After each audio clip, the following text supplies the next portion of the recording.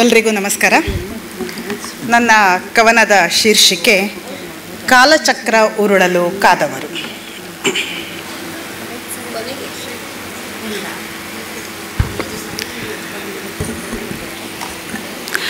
ಸಹಸ್ರಾಕ್ಷನಿಗೆ ಬುದ್ಧನಾಗುವ ಆಸೆ, ಸಹಸ್ರಾಕ್ಷನಿಗೆ ಬುದ್ಧನಾಗುವ ಆಸೆ ಸಾಕಾಗಿ ಹೋಗಿದೆ. ಎಲ್ಲ ತುಂಟಾಟ, ಅದೇ ಮೇನಕೆ, ರಂಬೆ, ಊರ್ವಶಿಯರು, ಅದೇ ತಳುಕಿನ ಬಳುಕಿನ ಮಾದಕತೆ. ಆ ಬುದ್ಧ ಅದೆಷ್ಟು ಸ್ಥಿತಿಪ್ರಜ್ಞ. ಗೊತ್ತಿದ್ದು ಮನೆ ಬಿಟ್ಟ, ಪ್ರೀತಿಯ ಹೆಂಡತಿ, ಮುದ್ದಿನ ಮಗ ಎಲ್ಲವನ್ನೂ ಬಿಟ್ಟು ಮಧ್ಯರಾತ್ರಿಯೇ ಕಾಡಿಗೆ ಪಡೆದ ನಿರ್ವಾಣ. ತನಗೇಕೆ ಬುದ್ಧತ್ವ ಸಾಧ್ಯವಾಗುತ್ತಿಲ್ಲ? ಈ ಇಂದ್ರತ್ವಕ್ಕೆ ಧಿಕ್ಕಾರ, ಅದರ ಸುಖಕ್ಕೆ ಧಿಕ್ಕಾರ, ಅಮರತ್ವಕ್ಕಂತೂ ಧಿಕ್ಕಾರ. ಎಲ್ಲವನ್ನು ಬಿಟ್ಟು ಹೊರಟು ಬಿಡಬೇಕು.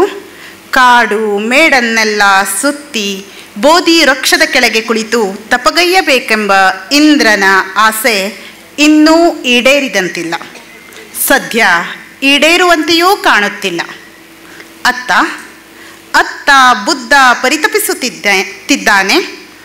ಇದೇನು ಮಾಡಿಬಿಟ್ಟೆ ನಾನು? ಮುದ್ದಿನ ಮಗ, ಪ್ರೀತಿಯ ಹೆಂಡತಿ ಎಲ್ಲರಿಗೂ ಮೋಸ ಮಾಡಿ ಮಧ್ಯರಾತ್ರಿಯಲ್ಲಿ ಹೊರಟು ನಿಂತಿದ್ದೇಕೆ? ಹಾಗೆ ಹೊರಡಲೇಬೇಕೆಂದಿದ್ದರೆ ಹೊರಡಬಹುದಿತ್ತು, ಹಗಲಲ್ಲಿ ಅಂಜದೆ ಅಳುಕದೆ. ಮಗನಿಗೆ ಸರಿಯಾದ ಅಪ್ಪನಾಗಲಿಲ್ಲ, ಹೆಂಡತಿಗೆ ತಕ್ಕ ಗಂಡನೂ ಆಗಲಿಲ್ಲ.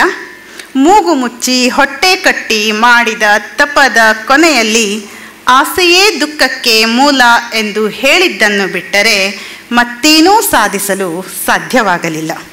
ಅದು ಯಾರಿಗೆ ಗೊತ್ತಿಲ್ಲ ಹೇಳಿ, ಈ ಆಸೆ ದುಃಖ ಕೊಡುತ್ತದೆ ಎಂದು? ಹಾಗೆಂದು ತ್ಯಜಿಸಿದವರಾದರೂ ಯಾರು? ಆ ಇಂದ್ರನನ್ನು ನೋಡಿ, ಅದೆಂತಹ ಸುಖಪುರುಷ. ಇಹಲೋಕವೇನು, ಪರಲೋಕದಲ್ಲೂ ಮದ ಸುಖದ ಅಮಲಿನಲ್ಲಿ ಲೋಲುಪ್ತ. ಈ ಬುದ್ಧದೇವ, ಆ ಇಂದ್ರದೇವ ಒಬ್ಬರನ್ನೊಬ್ಬರು ಈರ್ಷೆಯಿಂದ ದಿಟ್ಟಿಸುತ್ತಿದ್ದಾರೆ. ಕಾಲಚಕ್ರ ಉರುಳಿ ಇಬ್ಬರ ಪಾತ್ರವೂ ಅದಲು ಬದಲಾಗುವ ಆ ಸುಖದ ಗಳಿಗೆಗಾಗಿ ಇಬ್ಬರೂ ಕಾದಿದ್ದಾರೆ. ಬುದ್ಧನೆಂಬ ಇಂದ್ರಿಯ ನಿಗ್ರಹಿ, ಇಂದ್ರನೆಂಬ ಬುದ್ಧ ವ್ಯಾಮೋಹಿ. ಧನ್ಯವಾದಗಳು.